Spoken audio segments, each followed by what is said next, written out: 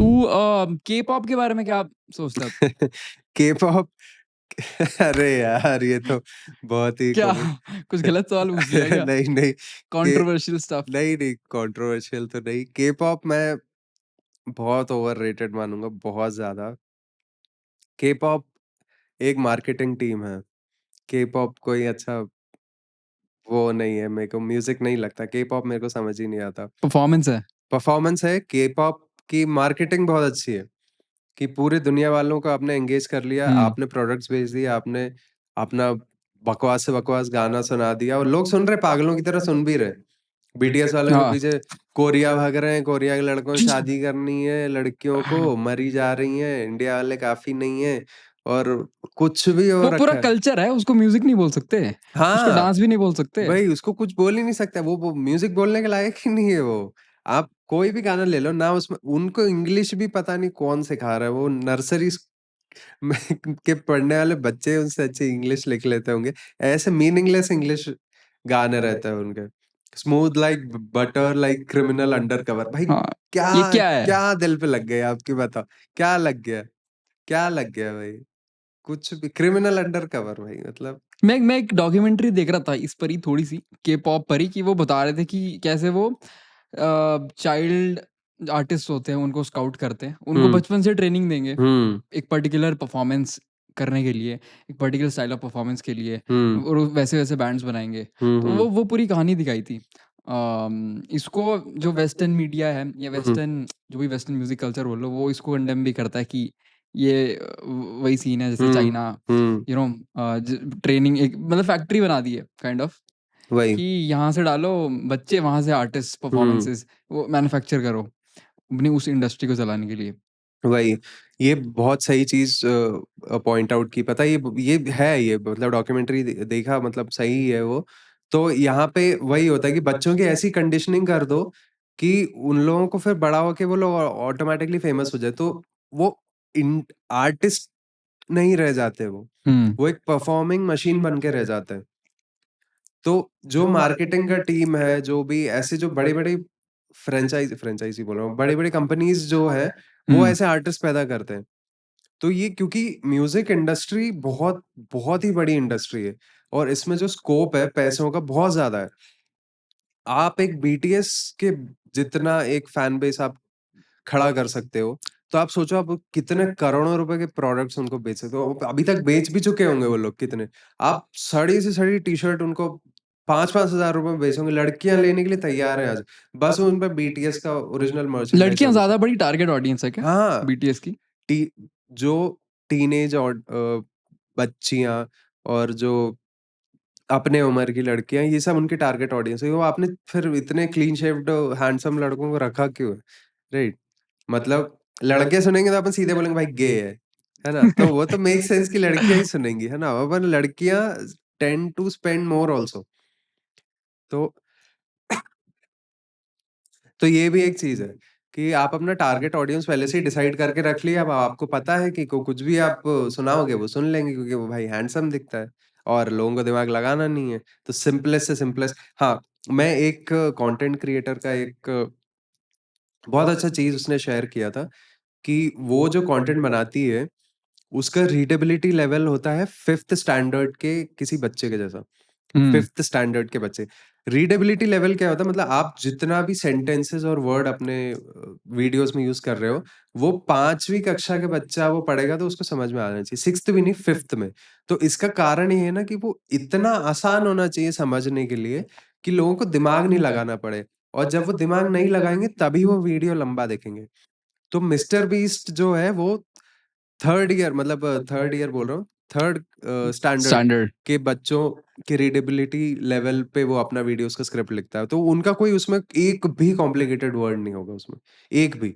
तो ऐसे ही टारगेटिंग होती है हर चीज़ की। तो आप के-पॉप के कोई भी गाने देख लो, बहुत ही हुँ, ईज़ी लिरिक्स होते हैं उसमें। मीनिंगलेस हो तो भी फ़र्क नहीं पड़ता बट बहुत ही ईज़ी टू अंडरस्टैंड। तो क्या तू ये बोल रहा है कि इस चक्कर में मतलब एक मार्केट और एक पूरे बिज़नेस को सपोर्ट करने के लिए एक आर्टिस्ट की इंडिविजुअलिटी नहीं आती? क्योंकि आपको प्रोडक्ट्स बेचने हैं, पूरी पूरा वो इकोनॉमिक स्ट्रक्चर बनाना है। हुँ। उस चक्कर में आर्टिस्ट की इंडिविजुअलिटी नहीं आती। आर्टिस्ट की इंडिविजुअलिटी की जहाँ तक बात है, पूरी तरह से खत्म हो जाएगी अगर आप कंपनीज़ के लिए करने लगोगे ना ये चीज़, तो फिर आपको फिर दिखाने पड़ेंगे रिटर्न्स। आपको दिखाने पड़ेगा आपकी प्रॉफिटेबिलिटी क्या है, आपके कॉन्सर्ट पे कितने लोग आ रहे हैं, आप कितने टिकटें बेच पा रहे हो। फिर इस बात से फ़र्क नहीं पड़ेगा कि आप रात को 12 बजे जब अकेला फ़ील कर रहे हो तो आपने कागज़ के ऊपर क्या लिखा, वो क्या 2 लाइन लिखी कि जो दुनिया सुने तो रो पड़े। वो रह ही नहीं जाते हो आप। आप फिर मक्खन के बारे में लिखोगे गाने, आप फिर बारिश के बारे में लिखो, कुछ भी लिखोगे आप। वो भी आप लिख भी नहीं रहे हो, वो कोई और लिख रहा है आपके लिए, आप बस जा रहे हो या आप एक शक्ल की तरह खड़े हो उधर। वो आपका गाना नहीं रह जाता, वो बस एक हुँ, एक मार्केटिंग जिंगल है वो it's not a song. Hmm. Talking about ये जो हाइप कल्चर है, हुँ, कोल्डप्ले का जो जिस तरह का शो हुआ, यू नो हुँ, लोग पागल हो गए हैं टिकटों के पीछे। हुँ, दिलजीत दोसांझ का शो हुआ, हुँ। उसके पीछे भी लोग पागल हो गए हैं। इसे हाइप कल्चर के बारे में क्या बोलता है तू? Hype culture is so real. Coldplay के बारे में मेरे को समझ नहीं आ रहा लोग इतना हाइप्ड अप क्यों थे? इतना लोग हाइप्ड अप क्यों थे? मेरे को समझ और ये कोल्डप्ले का टिकट आ गया, अरे ये वो कोल्डप्ले आ रहा है, अरे कसम से बता रहा हूँ लोगों ने सुने भी नहीं होंगे कोल्डप्ले को, उनसे 3 एल्बम के नाम पूछ लो कोल्डप्ले के, बाबा बाबा करने लगेंगे। भाई पता ही नहीं है लोगों को कोल्डप्ले क्या है, कैसा है, कौन है? चलो दिलजीत का तो चलो समझ में आता है, इंडियन है हुँ, तो सुने भी होंगे। बहुत लोग कोल्डप्ले पगला रहे हैं, बिल्कुल मरे जा रहे हैं। फियर ऑफ मिसिंग आउट भाई ये बहुत रियल है ये। फोमो बहुत ही रियल चीज़ है। आप ब कु साढ़े अब ग्रीन डे जैसा लोलापालूज़ा। हाँ, कितने सारे बड़े-बड़े आर्टिस्ट भाई मतलब वो आप कितना बड़ा हाइप क्रिएट कर पाते हो ना ये चीज़ है, इसके ऊपर है। एक कुछ कुछ तो शायद पता नहीं एपी ढिल्लों कुछ बोल रहा था। किसी एक इंटरव्यू में मैंने सुना थोड़े दिन पहले कि ये जो बड़े सारे आर्टिस्ट हैं ये जानबूझ के हाइप कल्चर बना रहे हैं कि हमारा शो सेल आउट हो गया जबकि हुआ नहीं है। उस चक्कर में ताकि लोग खरीदें और खरीदें। तो वो सब तो बहुत चल रहा है। आई थिंक ये कोल्डप्ले के में उसमें जो बुक माई शो पर था एक विया गोगो करके थर्ड हुँ, पार्टी उस पर बहुत सारी ब्लैक में सेल हो रही थी ना? वो सब तो इसके बारे में मेरे को यार आइडिया नहीं है कि ब्लैक में कैसा पर ये तो एक नेचुरल बिज़नेस टैक्टिक है मतलब अपन इतना हाइप अप कर दो और वो उसका प्राइस भी बढ़ा दो, है ना? मतलब ₹100 की चीज़ ₹100 की चीज़ है, आप बोल रहे हो 150 कि अरे बिक गया बोल के आप ₹1000 में बेच रहे हो, हुँ, तो फिर फ़ायदा ही है आपका, आपको तो हाँ, कितना परसेंटेज ज़्यादा मिल गया है ना, तो वो तो होता ही होगा, अपने को आइडिया नहीं है, पर सही बात है। हुँ, क्योंकि मतलब लाइव शोज़ तो बहुत देर से हो रहे हैं। पर ये मेरे को लगता है अभी रिसेंटली आया है, पहले पहले था क्या ऐसा? इतना हाइप कल्चर तो नहीं था। इतना पहले हाइप के टाइम कल्चर पहले नहीं था, क्योंकि अभी सोशल मीडिया जब से बहुत ही ट्रेंडिंग होने लगा है ना, और खासकर इंडिया में जब से इंटरनेट हुँ, बिल्कुल बाँट दिया गया है, हुँ, मतलब दे दिया गया है ऐसा, तो तब से ये चीज़ बहुत हो रही है।